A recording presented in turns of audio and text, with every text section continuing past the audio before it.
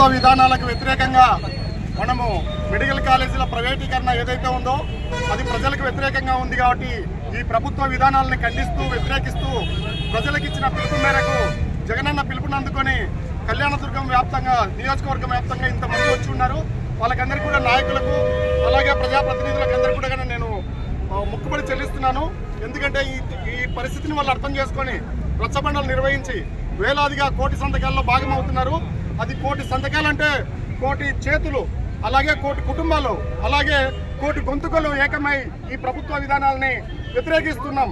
కారణం ఏంటంటే దేశంలోనే కాదు ప్రపంచంలో ఎక్కడా లేని విధంగా 99 పైసలకి ఒక ఎకరా ఇస్తున్న దౌర్భాగ్యమైన ప్రభుత్వం ఇది. 99 పైసలు మీకు 10 రోజులు టైం ఇచ్చినా కూడా ఎవరైనా 99 పైసలు తీసుకురాగలరా? చలామణిలో లేని కరెన్సీకి ఎకరాలు అమ్ముతున్నారంటే ఏం చేసుకుంటారో చేసుకోండి అని వాళ్ళు మనల్ని ఎదిరిస్తూ ఉన్నారు, మనల్ని రెచ్చగొడుతూ ఉన్నారు. అంతేకాకుండా 100 రూపాయలకు ఎకరాలు ఇచ్చి సోలార్ తెస్తున్నారు. ఇవన్నీ కూడా ఏం చెప్తున్నారంటే ప్రజలకు మేలు జరుగుతాయని చెప్తున్నారు. ఇవన్నీ కూడా ప్రజలకు కీడు జరిగేటివే. కళ్యాణదుర్గంలో నియోజకవర్గంలో చూస్తే మంత్రులు వచ్చి చెప్తున్నారు ఎమ్మెల్యే గారు ప్రభుత్వ డబ్బులు కాదు సొంత డబ్బులు ఖర్చు పెడుతున్నారని. నిన్న మొన్న వచ్చిన లోకేష్ గారు కూడా ఏం చెప్పారు, సొంత డబ్బులతో బీటీపీ ప్రాజెక్టు కడతామని చెప్తున్నారు. బీటీపీ ప్రాజెక్ట్ ఆల్రెడీ కట్టి ఉంది, దాన్ని ప్రారంభోత్సవం చేయడం ఏంటి, దాన్ని మళ్ళీ శంకుస్థాపన చేయడం ఏంటి, రెండు ఎలా జరుగుతాయి? ఆల్రెడీ మనం అడుగుతున్నది ఏంటంటే బీటీపీ ప్రాజెక్టుకి 114 చెరువులు నింపడానికి కాలువలు తవ్వమని అడుగుతున్నాము. కనీస అవగాహన లేకుండా నాయకులు మాట్లాడుతున్నారు, వచ్చిన వాళ్ళతో మాట్లాడిస్తున్నారు. అంతేకాకుండా సొంత డబ్బులు అనేది ఎక్కడా లేదు ఈ ప్రాంతంలో. అంతా కూడా ప్రజలు ఎవరైతే ఉన్నారో సాయంత్రం పూట తీసుకుంటున్న బాటిల్ మీద 20 రూపాయలు 30 రూపాయలు ప్రజల సొంత డబ్బులను ఎమ్మెల్యే తీసుకుంటున్నాడని తెలియజేస్తూ ఉన్నా.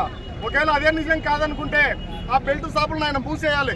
ఒక పత్రికా విలేకరుల సమావేశం పెట్టి నాకు ఆ 20 రూపాయలు 30 రూపాయలు బాటిల్ మీద వసూలు చేస్తున్నారు కదా, దానికి తనకు సంబంధం లేదని చెప్పాలి. ఇంతవరకు ఒక్కసారైనా ఆ మాట చెప్పి ఉన్నాడా? కళ్యాణదుర్గం నియోజకవర్గంలో ఏ గ్రామంలో అయినా కూడా బెల్ట్ షాప్ లేని పరిస్థితి ఉందా? ఇదంతా మీరు గుర్తుపెట్టుకోవాలా. అంతేకాకుండా 5 కళ్ళు 8 కళ్ళు పెద్ద కొండను కూడా వాళ్ళు ఏమాత్రం పర్మిషన్లు లేకుండా తవ్వుతూ ఉన్నారు. పెద్ద ఎత్తున బ్లాస్టింగ్ జరుగుతూ ఉంది. ప్రజల వీటినన్నింటినీ కూడా రక్షించుకోవాలా, లేకపోతే పేదలకి చాలా నష్టం జరుగుతుంది. ఎంత డబ్బు ఉన్నా కానీ కూడా పర్యావరణం దెబ్బతిన్న తర్వాత, కొండలు పిండైపోయిన తర్వాత, నదుల్లో ఇసుకలు పోయిన తర్వాత, మట్టి పోయిన తర్వాత ఏం చేద్దాం అనుకుంటున్నారు? కమ్మదూరు మండలంలో కూడా పెద్ద ఎత్తున ఈ దోపిడీ జరుగుతుంది. ఇసుక దోపిడీ, మద్యం దోపిడీ, అలాగే మట్టి దోపిడీ ద్వారా సంపద తెలుగుదేశం పార్టీ నాయకులకి ముఖ్యంగా ఎమ్మెల్యేకి ముట్ట చెప్తున్నారని నేను ఆరోపిస్తున్నాను. నా ఆరోపణలను వాళ్ళు వ్యతిరేకించగలిగితే, ఖండించగలిగితే వాళ్ళు వచ్చి ప్రెస్ మీట్ పెట్టి పేదల సొమ్ము మేము తినట్లేదని చెప్పాలా. పేదల సొమ్ము మీరు తింటూ అక్కడక్కడ ఒక విగ్రహాలు పెడుతున్నారు. మీ పాపం కడుక్కోవడానికే విగ్రహాలు పెడుతున్నారని నేను ఆరోపిస్తున్నాను.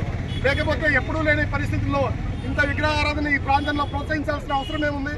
అంతేకాకుండా పేదవాడు ఎంత కష్టం చేసుకుని కూలివాడు, రిక్షావాడు, అలాగే ఆటోలు నడుపుకునే వాళ్ళు, ట్రక్కులు నడుపుకునే వాళ్ళు, పొలాల్లో పనులు చేసుకునే వాళ్ళు మీరు చెప్పినట్టుగానే నాణ్యమైన మద్యానికి పోతే మీరు 20 రూపాయలు 30 రూపాయలు వసూలు చేస్తున్నారు ఎక్స్ట్రా అంటే అది పవన్ కళ్యాణ్ పెట్టిన ధరనా, చంద్రబాబు నాయుడు గారు పెట్టిన ధరనా, లేదా సురేంద్రబాబు గారు పెట్టిన ధరనో మీరు చెప్పాలని నేను తెలియజేస్తున్నాను.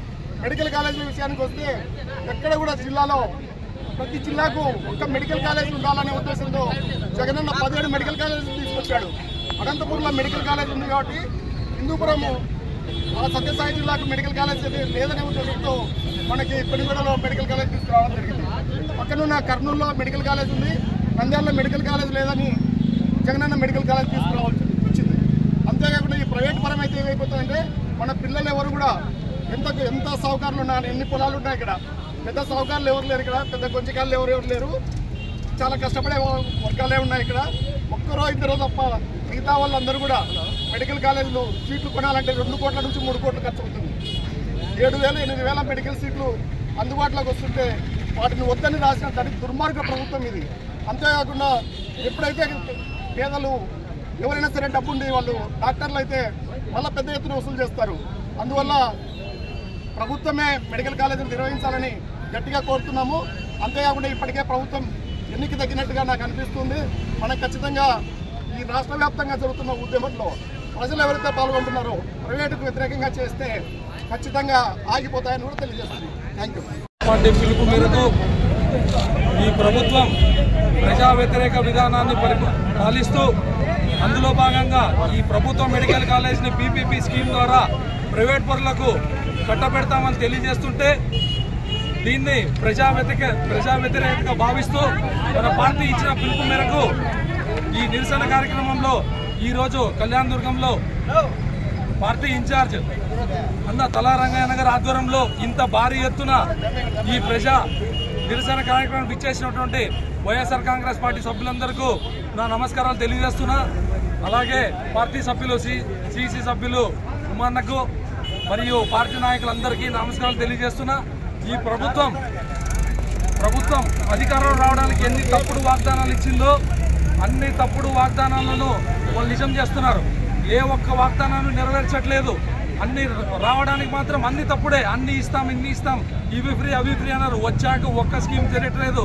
అలాగే గత ప్రభుత్వంలో జగన్మోహన్ రెడ్డి గారు తెచ్చిన అన్ని స్కీములను ఈరోజు ఏదైతే వాటినంతా ప్రైవేట్ పరం చేస్తామని చెప్పి ఈ పేద ప్రజలను కడుపు కొడుతున్న ఈ ప్రభుత్వాన్ని వెంటనే మనం తొందరలోనే ఈ ప్రభుత్వాన్ని గద్దెదించి ఈ పేద ప్రభుత్వాన్ని తొందరలో ప్రజల దేవుడు జగన్మోహన్ రెడ్డి గారిని అధికారంలో తెచ్చుకోవడానికి పేద ప్రజలందరూ రెడీగా ఉన్నారని తెలియజేస్తూ ఈ ప్రభుత్వం వెంటనే ఈ పీపీపీ స్కీమ్ని రద్దుపరచాలని తెలియజేస్తూ విరమించుకుంటున్నా.